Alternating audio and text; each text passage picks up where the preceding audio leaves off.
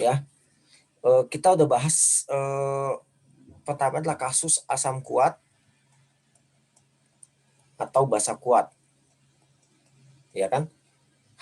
Asam kuat misalkan HCl, HBr, HI, H2SO4, basa kuat misalnya NaOH, KOH dan seterusnya, BaOH 2 kali dan seterusnya. Bagaimana kita bisa menentukan pH-nya? Kita juga udah bahas asam lemah atau basa lemah, ya. Kita biasa menggunakan ICE di sini, ya. Dan selalu cek apakah konsentrasi asam lebih besar dari 400 kali Ka. Ini untuk membantu asumsi kita. Untuk basa juga sama, konsentrasi basa lebih besar dari 400 kali konsentrasi basa, Kb-nya. Kita udah bahas tentang garam, ya. Ya, bagaimana kan pH-nya. Di sini ada satu yang paling penting, itu adalah untuk kasus konjugasi, Ka dikali Kb itu akan sama dengan Kw. Karena nggak ada data tetapan dari konjugasinya. Misalkan garamnya adalah NaF. Karena F minus bersifat basa konjugasi, maka kita pakai Kb. Tapi tidak ada nilai Kb di situ. Yang adalah Ka dari Hf. Nah, kita bisa tentukan Kb-nya dengan menggunakan ini. Ya. Atau di SMA sebutnya sebagai hidrolisis. Di kasus 4 kita udah ketemu dengan namanya buffer.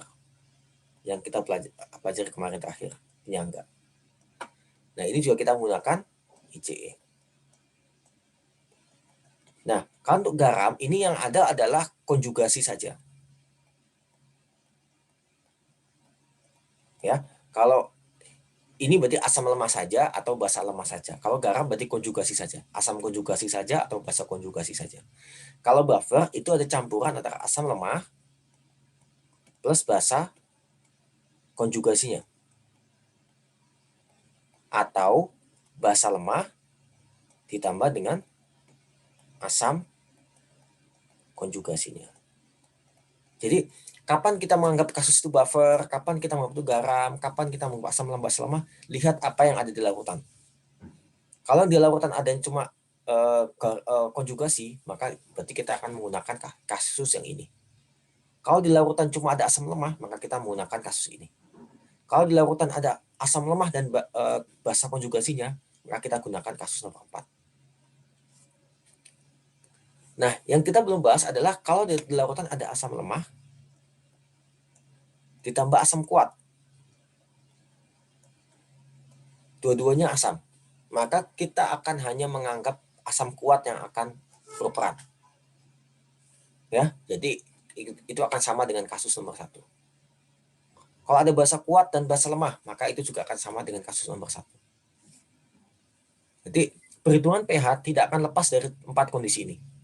Asam kuat atau basa kuat, asam lemah atau basa lemah, garam konjugasi, kemudian buffer. Jadi tidak akan keluar dari 4 ini. Dan itu tergantung pada apa yang ada di larutan. Oke. Sampai sini pertanyaan? Jadi nggak akan di ujian tanyain tentukan pH buffer ini. Nggak, biasanya kita akan dikasih campuran larutan, nah kemudian kita suruh tentukan pH-nya. Ya nggak akan tentukan pH dari buffer larutan gitu. Setahu saya itu sangat jarang. Tapi langsung aja tentukan pH dari larutan yang mengandung ini dan ini. Teman-teman lihat, meskipun nggak ada kata buffer, ini nggak ada ya. Oh, ini benzoic acid. Benzoic acid itu asam. Nama juga asam kan, acid. Asam kuat atau asam lemah? Oh, dia nggak ada di list asam kuat, maka dia asam lemah. Ada apa lagi di larutan? Oh, ada sodium benzoat. Ini adalah sodium natrium itu netral, benzoat adalah konjugasi. Maka ini adalah basa konjugasi. Dari sini tahu, oh asam lemah dan basa konjugasi, maka kasusnya adalah buffer. Ya, jadi nggak akan dikasih tahu dia buffer, dia kasus garam konjugasi kah, atau dia asam kuat kah. Teman-teman harus menebak sendiri. Oke.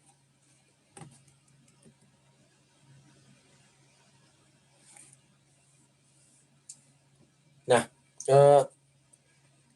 kemudian, kita kemarin kita menyampaikan bahwa pH buffer itu tidak berubah, ya, atau hampir tidak berubah ketika ada penambahan asam atau penambahan basa. Nah, sekarang kita coba di sini. Misalkan ada seorang mahasiswa buat 1 liter larutan buffer dengan konsentrasi asamnya ini dan konsentrasi basanya ini, ya. Nah, konsentrasi di sini jelasnya di sini ada asam lemah dan ini ada basa konjugasinya. Maka kita tinggal tulis CH3 COOH ditambah H2O, ya. Ini kan kasus buffer ya, sudah jelas di soal. Maka ini jadi H3O+ ditambah CH3 COO, ya kan? Kemudian ICE. Nah, kemudian di sini asamnya berapa? 0,55. Kemudian H2O-nya kita abaikan seperti biasa. H3O+-nya di larutan nggak ada.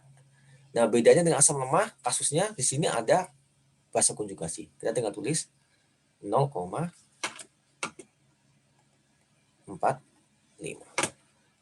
Kemudian ini min X seperti biasa. Ini X. Ini X.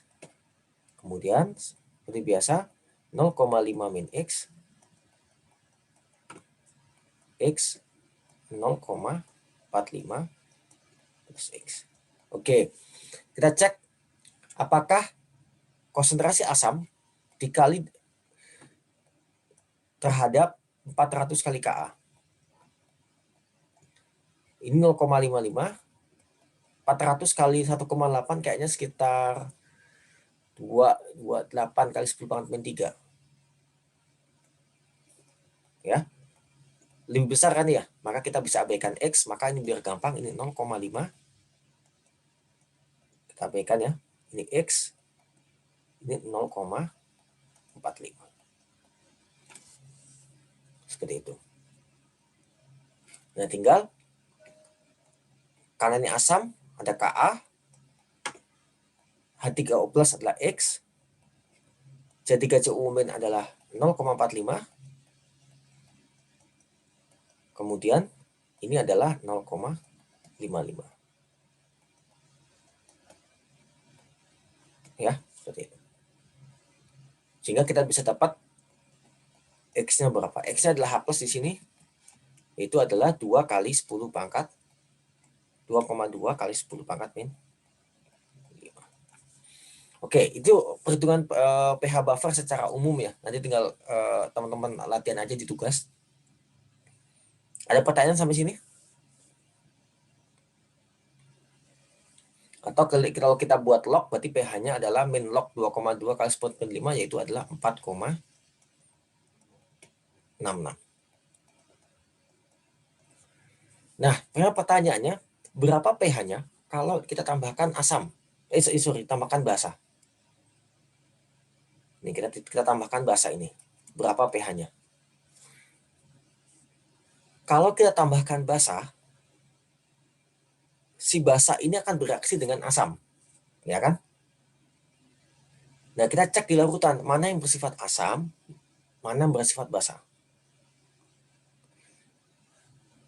Di larutan yang ada dominan adalah asam asetat, dia sifatnya asam, dan dia ada sodium asetat atau basa konjugasi. Otomatis si OH- akan bereaksi dengan asam asetat. Dan reaksi asam basa itu reaksi yang berlangsung sempurna. Jadi kalau kita tulis di sini, ya, CH3COOH akan bereaksi dengan OH-, menghasilkan ini asam, ini basa, ini basa kuat ya, karena basa kuat dia akan bereaksi secara sempurna. Dia akan menghasilkan, karena dia asam dia akan kasih H ke sini, CH3 COO- ditambah H2O. Nah, seperti biasa, karena ini reaksi sempurna, mula-mula reaksi sisa. Mula-mula reaksi sisa ini hanya berlaku sebenarnya adalah untuk kasus jumlah mol. Sehingga kita harus cari molnya. Di sini 1 liter 0,55 molar. Berarti adalah 1 liter dikali 0,55, yaitu adalah 0,55 mol. OH- 0,060. Maka ini adalah 0,06. J3CO- karena di larutan udah ada, yaitu 0,45. Jadi ini adalah 1 liter dikali dengan 0,45 sama dengan 0,45 mol untuk air kita aplikasikan. Nah, karena dia reaksi sempurna, maka yang pembatasnya akan habis duluan. Di sini OH- koefisien semuanya sama 1 ya, maka dia akan habis duluan 0,06. Berarti ini min 0,06. Di sini berarti plus 0,06. Kemudian kita kurangi 0,55 dikurangi 0,06 berarti 0,49. Yang ini 0 habis. Yang ini adalah 0,51. Nah, sekarang reaksi udah berakhir nih. Kita pengen tahu di larutan ini kondisinya sekarang gimana. Apakah dia tetap buffer? Apakah dia menjadi garam konjugasi saja? Atau dia menjadi asam lemah saja? Atau dia asam kuat atau basa kuat saja? Kita cek di sini yang sisa itu adalah asam lemah. Dan di sini adalah sisanya adalah basa konjugasinya. Ya. Maka dia tetap kasus ini dia kasus buffer. Karena kasus buffer kita kerjakan sebagaimana yang tadi kita kerjakan. Persis sama, cuma tinggal beda konsentrasinya. J3COOH ditambah H2O menghasilkan CH3CO-. Ini persis sama ya dengan cara mengerjakan buffer. Tambah H3O+. ICE 0,49. Ini adalah mol ya. Kita bagi volumenya dibagi 1 liter. Air kita abaikan 0,51 mol dibagi volumenya 1 liter. Ini adalah nggak ada. Kemudian ini min X. Ini plus X. Ini adalah X. Kalau kita selesaikan 0,49 min X, kemudian 0,51 plus X, kemudian ini adalah X. Sama kita cek asumsinya berlaku apa enggak, ini harusnya berlaku, maka ini akan mendekati 0,49, yang ini akan mendekati 0,51. Kemudian Ka akan sama dengan 0,51 kali X dibagi 0,49. Nah, tinggal selesaikan seperti biasa. Waktu kerjakan sini. Ya. Oke, sampai sini pertanyaan? Berarti teman-teman mau bikin 2 buah tabel reaksi sekaligus kalau kasus ini.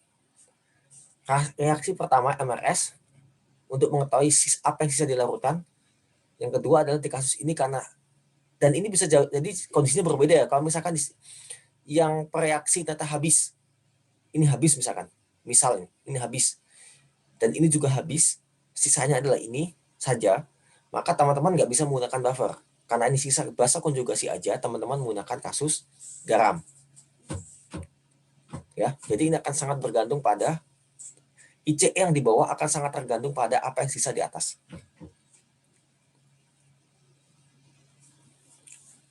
Oke, sampai pertanyaan?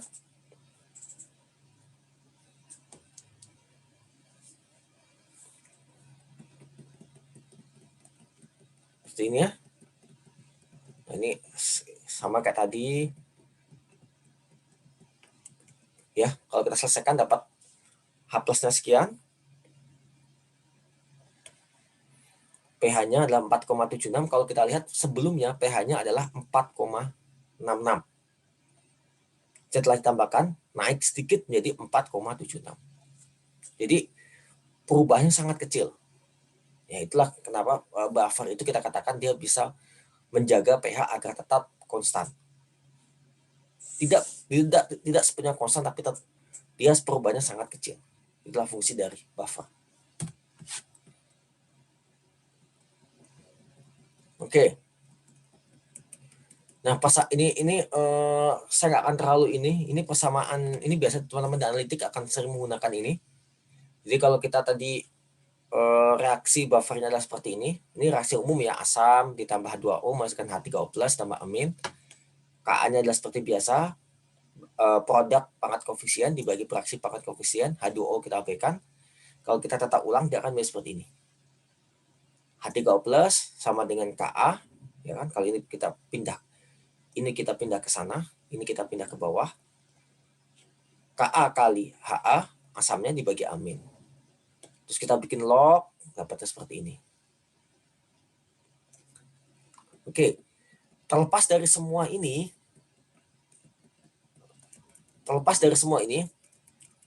ya, kalau kita diminta bikin buffer, misalkan kita diminta bikin buffer pH 5, kan sebenarnya semua kombinasi asam basah itu bisa asam lemah basa lemah, asam lemah dan basa konjugasi, kan ini asam ya buffernya, itu bisa kita gunakan semuanya.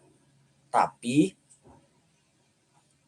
kalau kita lihat di sini, agar kombinasinya itu memiliki kemampuan menjaga pH yang paling bagus adalah jika Ka ini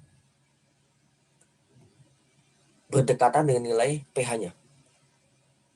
Sehingga perbandingan antara asam dengan basa konjugasinya nggak terlalu jauh.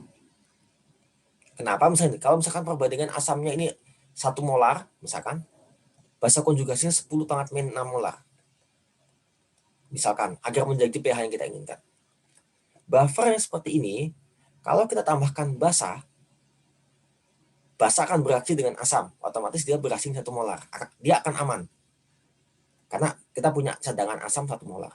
Tapi kalau kita tambahkan dengan asam, H+ akan bereaksi dengan basanya. Basa yang tersedia cuma 10⁻⁶. Berarti ini akan cepat habis. Begitu ini habis, maka dia nggak buffer lagi. Ini sebabnya kita usahakan perbandingan ini itu sedekat mungkin mendekati 1. Ya. Sehingga keduanya akan konsentrasinya akan bisa kita jaga tetap tinggi. Nah, bagaimana agar ini mendekati 1? Yaitu adalah dengan cara Ka ini harus mirip dengan H3O+-nya. Jadi kalau misalkan pH-nya 5, maka cari asam yang pKa-nya mendekati 5. Meskipun secara teori, semua kombinasi itu bisa kita pakai, tapi yang paling ideal adalah sedekat mungkin dengan pH yang kita inginkan.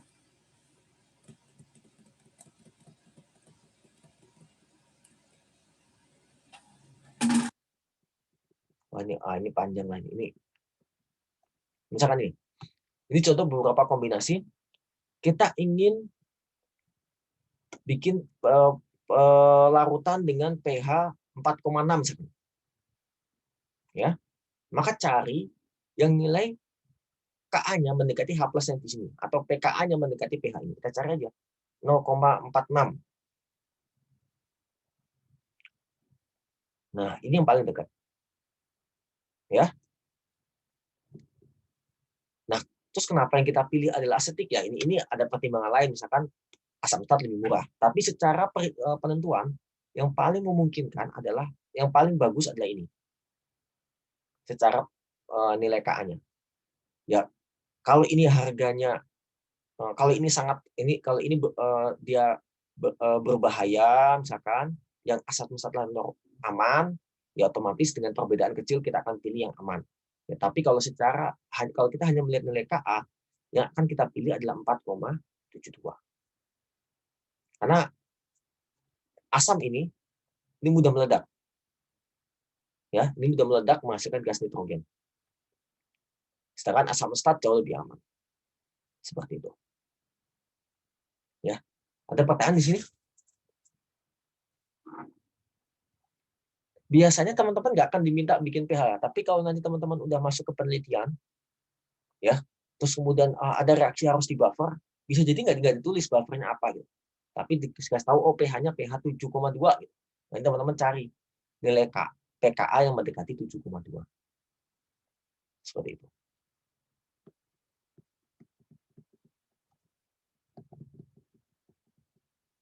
Oke. Sampai sini pertanyaan? Ini teman-teman bisa baca. Oke. Yang kita bahas tadi, ya, itu adalah asam monoprotik, misalkan kayak misalkan HF. Dia cuma bisa ngasih 1 H. Ya, jadi H+ tambah F-. Atau HCl. Dia cuma bisa ngasih H, jadi H+ sama HCl. Nah, ada kelompok lagi namanya asam poliprotik. Asam poliprotik itu adalah dia bisa memberikan lebih dari 1 H. Ya, misalkan asam askorbat, dia ngasih 2 H, asam oksalat ngasih 2 H, asam sulfat ngasih 2 H, dan seterusnya. Untuk asam lemah ya, semuanya kita anggap dia adalah ngasih 1 H saja. Untuk asam lemah. Kenapa? Karena nilai tetapan Ka yang kedua itu jauh lebih kecil daripada tetapan Ka yang pertama. Kalau kita lihat di sini, mana? Nah, misalkan asam fosfat, dia bisa ngasih H pertama, menghasilkan H2PO4, dia bisa ngasih H ini, masih punya H lagi. Dia bisa ngasih H lagi, menghasilkan HPO42-, masih punya H lagi. Dia bisa ngasih lagi, menghasilkan H+, dengan produk yang tidak ada H-nya lagi. Jadi dia bisa ngasih H 3 kali. Tapi kalau kita lihat Ka-nya, Ka pertama 10⁻⁻3, 10⁻⁸, 10⁻⁻13. Jadi kalau dia bertindak sebagai asam, dari H34, maka hanya lihat Ka1. Kalau dia bertindak sebagai asam. Tapi kalau kita dikasih garam natrium fosfat,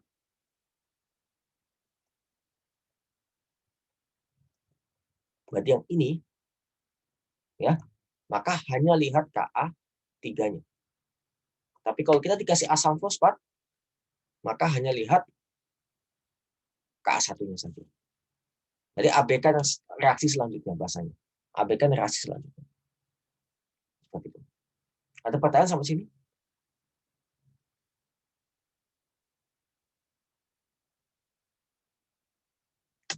Oke. Ada pertanyaan? Kalau enggak kita masuk ke titrasi asam basa.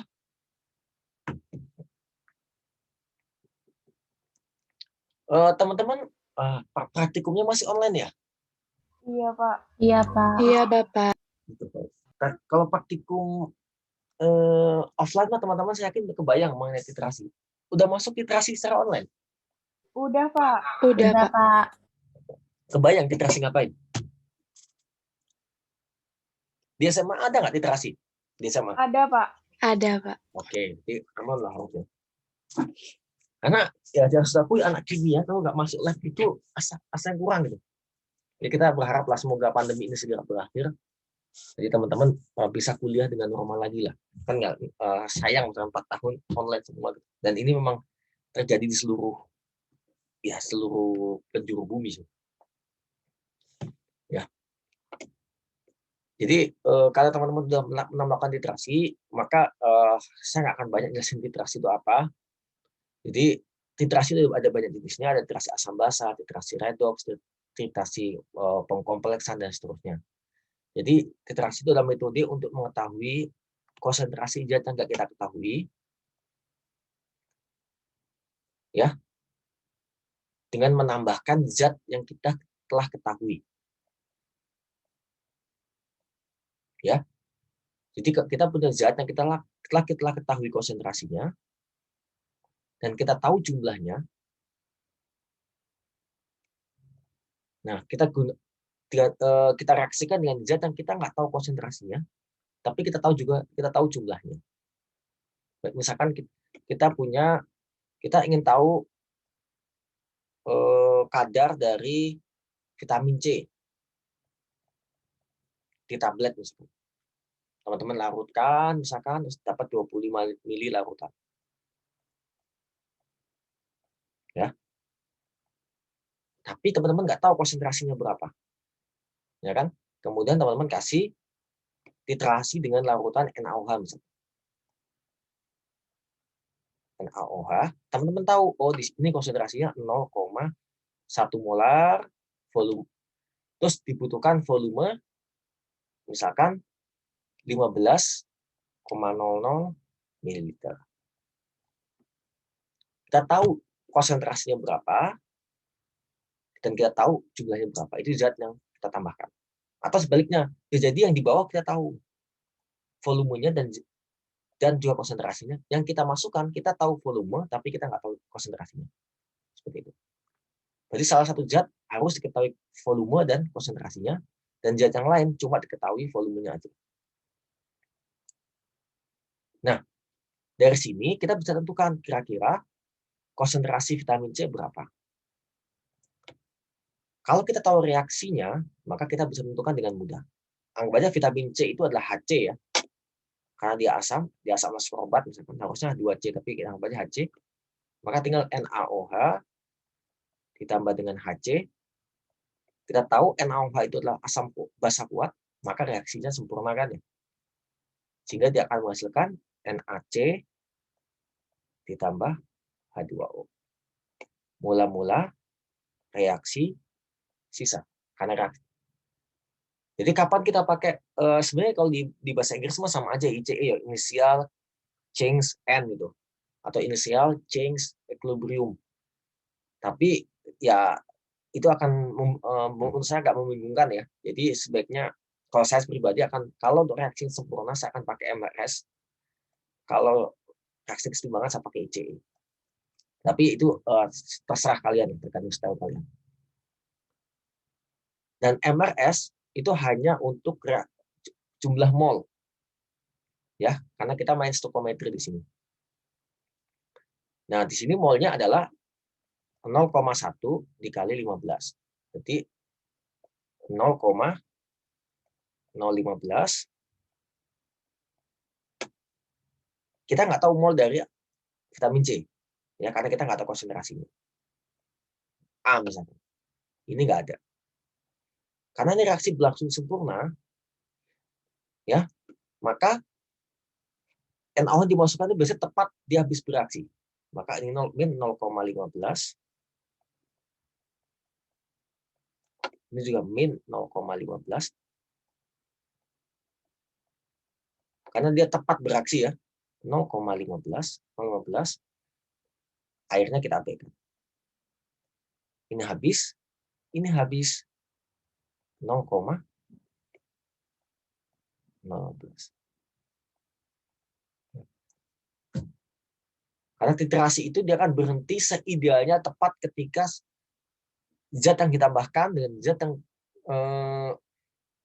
ditambahkan dan zat yang di bawahnya, berarti titran dengan zat yang titrasi tepat bereaksi sempurna, berarti keduanya habis. Itulah titik namanya titik ekivalen. Ya, titik di mana zat tepat habis secara stoichiometri. Dari sini tahu bahwa A akan sama dengan 0,015. Karena volume 25, maka kita tahu konsentrasi dari HC adalah sama dengan 0,015 dibagi 25. Jadi semuanya milimol ya, karena saya tinggal kalikan semua. Jadi milimol, ini mililiter. Sehingga dapatnya adalah molar lagi. Seperti itu. Biasanya teman-teman nggak akan diminta menentukan konsentrasi. Karena bukan itu kita anggap udah dibahas di semester 1, yaitu tentang stoichiometry. Yang akan ditanya di sini adalah berapa pH sepanjang titrasi. Ya. Kalau di saat tepat berakhir sempurna, NaOH habis, asam lemahnya habis. Yang ada di larutan adalah ini, NaC. Kalau HC asam lemah, maka NaC harusnya adalah basa konjugasinya. Maka larutan akan bersifat basah di sini. Basa konjugasi. Sehingga teman-teman, jika ditanya pH-nya berapa, maka teman-teman gunakan kasus dari basa konjugasi dengan mol awal adalah molnya adalah 0,015, volumenya adalah 15 ditambah dengan 45, itu 40. Teman-teman cari dulu konsentrasinya. Oke, sampai sini pertanyaan.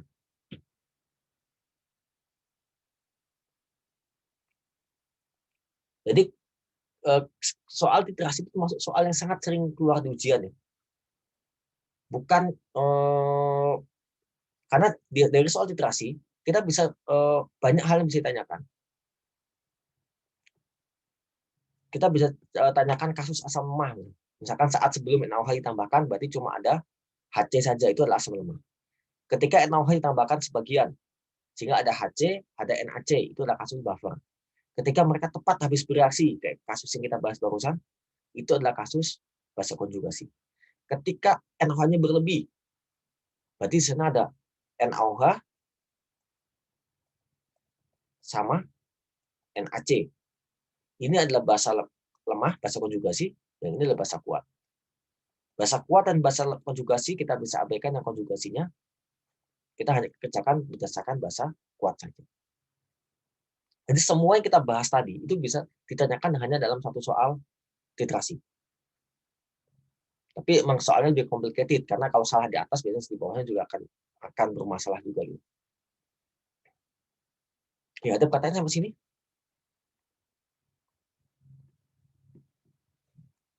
Oke. Nah, misalkan titrasi seperti ini saya akan dibahas di praktikum di SMA ya. Ini sebagai titik akhir titrasi, titik ekivalen, di mana kedua zat tepat bereaksi. Cuma biasanya kita tidak pernah tahu secara eksperimen berapa titik akhir titrasinya. Titik ekivalen. Yang kita tahu adalah titik akhir. Yaitu tepat kalau kita tambahkan fenolftalin misalkan, fenolftalin berubah di sini, itu tepat saat fenolftalin berubah warna. Yang kita kenal sebagai titik akhir titrasi. Idealnya titik akhir titrasi sama dengan titik ekivalen, idealnya. Tapi kalau kita nggak memungkinkan dapat nilai seperti itu, karena kita juga nggak tahu titik ekivalennya berapa, maka sebisa mungkin berdekatan dengan titik ekivalen. Sehingga ini namanya selisih nilai ini dengan ini itu akan menghasilkan namanya kalau di eksperimen namanya systematic error. Kesalahan yang pasti itu ada di metode gitu. Seterampil apapun orangnya yang mengerjakan, sepresisi apapun alatnya, tetap akan ada error ini. Ya, karena ya ini error yang ada dari metode yang dipakai. Misalkan titik ekivalen sebenarnya 7,2, tapi indikator baru berwarna 8. Ada selisih pH sebesar ini, berarti ada kelebihan jumlah zat yang menghasilkan error. Ya. Gimana cara memperbaiki? Ya, yang paling gampang adalah cari indikator lain yang berubahnya di 7,2 atau sekitar 7,2. Itu. Oke, ada pertanyaan sampai sini? Di fisika udah dibahas kan ya, kalau salah ada penyebab error itu kan ya di awal praktikum nggak salah. Dibahas nggak sih? Dibahas, Pak. Pak, boleh tanya? Silakan. Kan kemarin saya errornya itu besar ya, Pak. Itu gimana ya, Pak? Pakai pH meter ya gurunya? Atau pakai indikator? Apa ya? Bentar, Pak. Apa? Pakai? Halo? Kemarin pakai titrasinya pakai pH meter apa pakai indikator? pH meter. Oke. Kalau teman-teman titrasi pakai pH meter, ini ya. Kalau mengenai akurasi ya, titrasi dengan menggunakan indikator itu lebih akurat dibandingkan pH meter.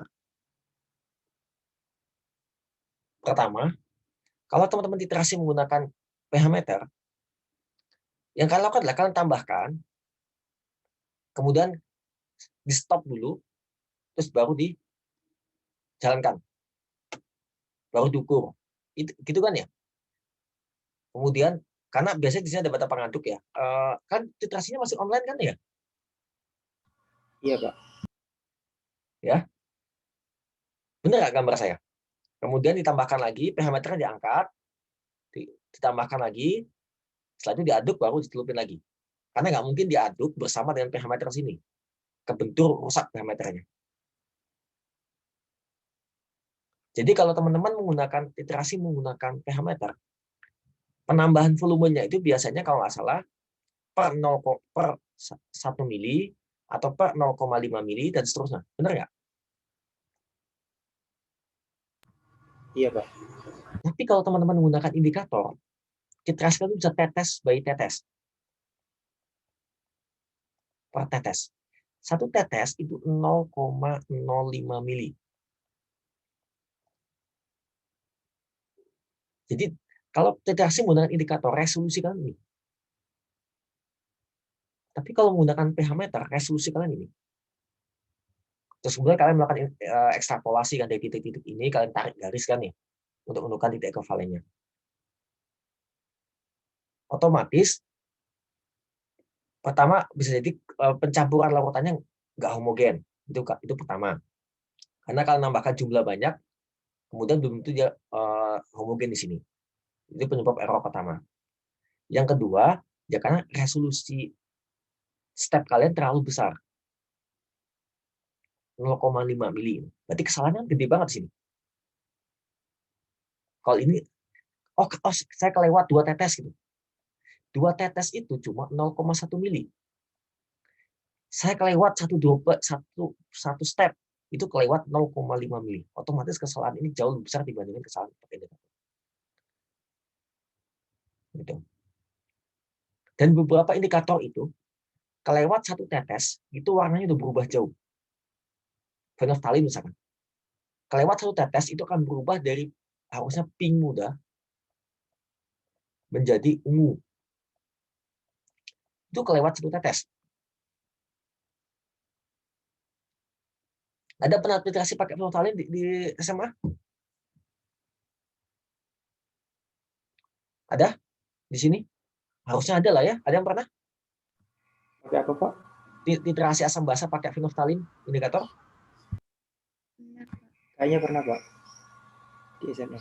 Mayoritas orang yang saya tahu itu berhenti di warna ini. Merah ungu. Seharusnya, ini susahnya karena kan nggak ngerti kum ya. Nanti kalau kalian masuk, semoga semester depan kalian udah bisa masuk lab lah ya. Karena insya Allah ada ketemu lagi di tim analitik. Semoga udah bisa masuk lab lah. Karena tim analitik 1 itu skill lab akan terasa banget di situ. Ya. Pink muda itu bagi orang yang tidak ini, itu biasanya nggak sadar kalau dia udah berubah warna itu pink. Tapi udah nanti tim analitik 1 akan dibahas lebih detail. Semoga kalian udah bisa masuk lab lah semester depan. Oke. Ya, itu penyebab errornya ya. Selain tentu saja yang ngerjainnya benar apa enggak, itu kan masalah lain kan. Sebagus apapun metode yang ngerjainnya barbar juga ya bermasalah gitu kan. Oke, karena ini transaksinya online kan yang ngerjain asisten. Kita anggap asisten kan insya Allah lebih skillnya terasa lah. Jadi kemungkinan itu. Jadi pencampuran kurang homogen, step size-nya kalau bahasa ini langkahnya itu terlalu besar. Kalau mau ideal, langkahnya juga sama, tetes, ukur pH, tetes, ukur pH, tapi capek, lama, ya kan? Kalau yang ini cuma lihat visualisasi warna aja, kita bisa tetes, lihat warna, tetes sekali lihat, tetes sekali lihat. Kalau ini tetes, kita aduk, celupin pH meter, dicatat, angkat pH meter, tambahkan tetes lagi, aduk lagi, kelamaan, ya. Seperti itu. Oke, ada pertanyaan? Makanya kalau biasanya kalau di lab-lab analitik ya, di yang meskipun literasi ini metode konvensional ya, dan udah ada banyak metode lain yang lebih canggih ya, tapi masih banyak dipakai karena dia murah, kemudian tidak butuh alat yang canggih, ya, tapi butuh orang yang punya skill lo ngerjain. Kalau alat yang canggih itu skill nggak terlalu penting lah, yang penting bisa pencet-pencet lah, tapi harganya mahal. Gitu. Dan nanti ini karena mayoritas anak kimia ya, nanti kan teman-teman akan belajar metode yang konvensional seperti ini dan yang canggih seperti apa. Ya, dari mulai yang pakai konvensional sampai yang tinggal pencet aja. Oke.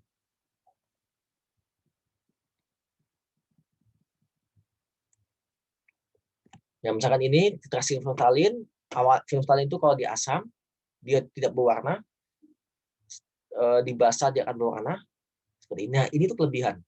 Ini kelebihan. Ya. Nah, kayak ginilah. Kalau ini saat titik akhir titrasi. Ini kelebihan. Tapi tenang saja, dari ini ke sini itu cuma kelebihan 1 sampai 2 tetes. Jadi nggak ada masalah sebenarnya kalau tempat ini. Ya, cuma 1 sampai 2 tetes.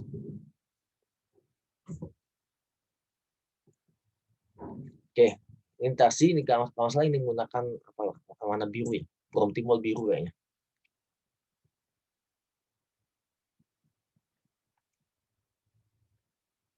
Ya. Ya, dan titrasi dia reaksinya misalkan ini kita titrasi 50 ml HCl 0,1 molar titrasi dengan NaOH 0,2 molar. Ditanya pH sebelum titrasi. Ya, sebelum titrasi berarti teman-teman coba imajinasikan ini adalah NaOH di sini ya. Di bawah ada HCl.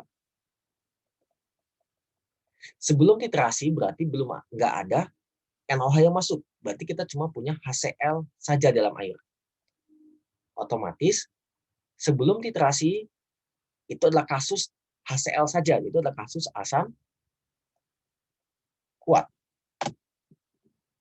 Ya, asam kuat saja. Karena asam kuatnya 0,1 molar, karena asam kuat ya, maka H+-nya akan sama dengan konsentrasi asam kuatnya. Jadi H+ sama dengan 0,1 molar. Jadi ini kembali seperti yang saya sampaikan tadi, selalu cek di larutan ada apa. Sebelum kita tentukan apakah dia kasus asam kuat atau basa kuat, asam lemah atau basa lemah, buffer atau kasus garam konjugasi, lihat di larutan ada apa. Dan apakah mungkin terjadi reaksi di dalam larutan.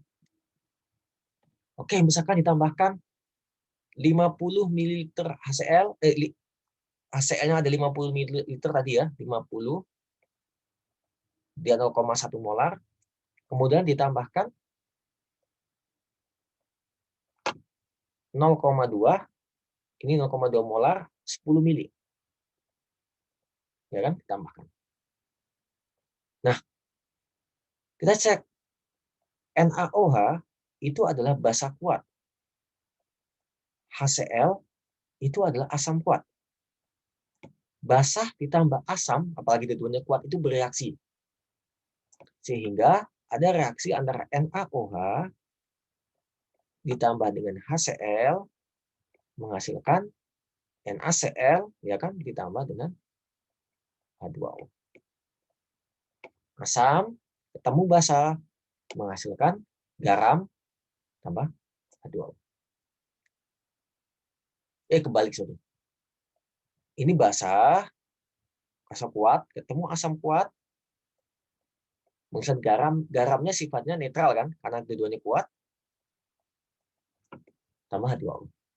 Na+ adalah Cl- adalah konjugasi dari HCl. HCl asam kuat, maka konjugasinya adalah netral. Berarti garamnya netral. Karena netral, dia nggak mempengaruhi pH. MRS, karena dua-duanya kuat ya. Molnya berapa? Ini semua saya buat milimol ya, biar gampang. 10 kali 0,2, 10 kali 0,2, maka ini 2 milimol. Yang hasil adalah 50 ke 0,1 ini 5. Awalnya nggak ada, ini nggak ada. Ini kita abaikan. Ya sudah, tinggal NaOH sama Cl, reaksi 1:1. Yang habis duluan pasti yang titran nih. Karena dia lebih kecil, maka min 2 plus 2. Seperti itu. Kalau kita lihat, 0, 3, 2. Nah, sekarang di larutan isinya adalah HCl dan NaCl. Kita cek, oh NaCl itu netral. Karena dia garam dari asam kuat, basa kuat. Berarti nggak pengaruh pH. HCl sifatnya adalah asam kuat. Maka kita kerjakan sebagaimana kasus asam kuat. Gitu. Ya. Jadi, kalau kasus asam kuat, konsentrasi H+ akan sama dengan konsentrasi HCl. Konsentrasi HCl adalah 3 milimol dibagi dengan volume. Karena ini adalah mol ya. Ini milimol, bukan konsentrasi. Sedangkan ini diminta konsentrasi, volumenya adalah 10 mili ditambah dengan 50 mili, yaitu adalah 60 mili atau sekitar 0,05. Udah, berarti kita bisa kerjakan. Jadi selalu kalau iterasi kerjakan stoikometrinya, di akhir cek ada apa di larutan, baru teman-teman tentukan ini masuk kasus mana. Asam kuat atau basa kuat kah? Asam lemah atau basa lemah kah? Konjugasi kah? Buffer kah? Dan seterusnya. Ya, seperti ini. Saat ekivalen, teman-teman bisa hitung, bla bla bla. Ini semuanya sama, ini sederhana. Oke. Sampai sini pertanyaan?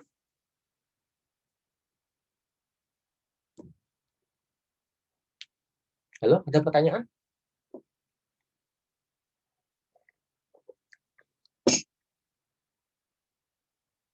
Oke. Itu adalah kasus asam kuat, basa kuat.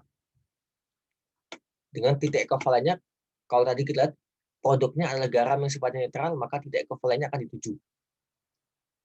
Ya, pelan, tajam sekali di akhir, kemudian pelan lagi naik. Nah, kita masuk ke kasus asam lemah dengan basa kuat. Nanti juga bisa jadi ada kasus basa lemah dengan asam kuat, ya. Seperti itu. Kasusnya sama ya. Kasusnya sama. Nah, cuma agak sedikit lebih complicated. Jadi kalau di awal, ini di awalnya asam lemah di awal, sebelum ada titrasi, dia cuma ada asam lemah. Kasus ini. Berarti kita kerjakan dengan menggunakan kasus asam lemah. Saat titrasi sebagian, berarti belum selesai reaksinya, belum habis asamnya, maka basa akan bereaksi dengan asam lemah, menghasilkan konjugasinya, misalkan basa dengan HA ya, HA menghasilkan konjugasinya, yaitu adalah BH+, BA dan H2O. Ya kan? Nah, basanya habis, nanti akan ada sisa asam dan basa konjugasi terbentuk di kasus ini. Ya, akan terbentuk basa konjugasi. Ya. Tapi tidak semua, masih ada sisa asam. Ini kasus yang sama dua ini. Ya, masih ada sisa asam karena belum belum tidak ekivalen, masih daerah sini. Ya, masih daerah sini. Ya, masih daerah sini. Masih ada sisa asam tapi basa konjugasi tertentu. Ini akan muncul kasus buffer. Ada sisa asam, ada basa konjugasi. Ada asam dan basa konjugasi. Diteruskan lagi reaksinya di sini, dia tepat habis. Berarti asamnya akan habis, basa kuat yang ditambahkan juga habis karena tepat reaksi, maka hanya akan ada sisa basa konjugasi. Inilah kasus basa konjugasi. Diteruskan lagi, asamnya akan habis, berarti reaksi ini udah gak jalan. Di larutan akan ada basa kuat, sisa, sama basa konjugasi yang sebelumnya. Basa kuat pH-nya jauh lebih prioritaskan dibandingkan basa konjugasi, maka kasus basa kuat. Jadi seperti itu. Ya, poin yang paling penting di sini ya, karena nggak mungkin teman-teman ngafalin apa. Kalau ini sisa apa, cek reaksikan secara stoichiometri seperti yang kita lakukan tadi, kemudian cek di akhir di larutan ada apa gitu. Apakah ada asam lemah saja? Apakah ada asam lemah dan sisa basanya, itu adalah kasus basa konjugasinya, itu adalah buffer, atau ada basa konjugasi saja, itu adalah kasus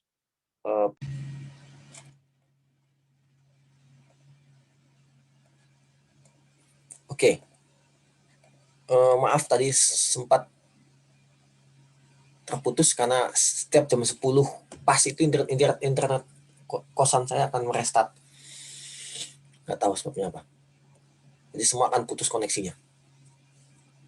Mungkin untuk menghindari orang yang pakai torrent download. Oke.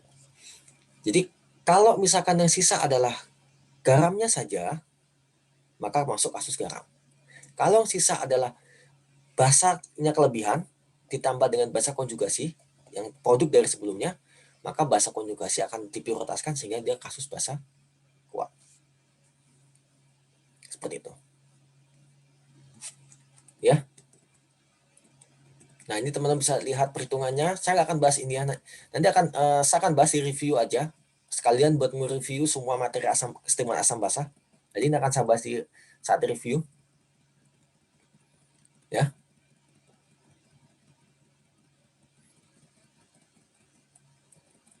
Oke, ada pertanyaan sampai sini?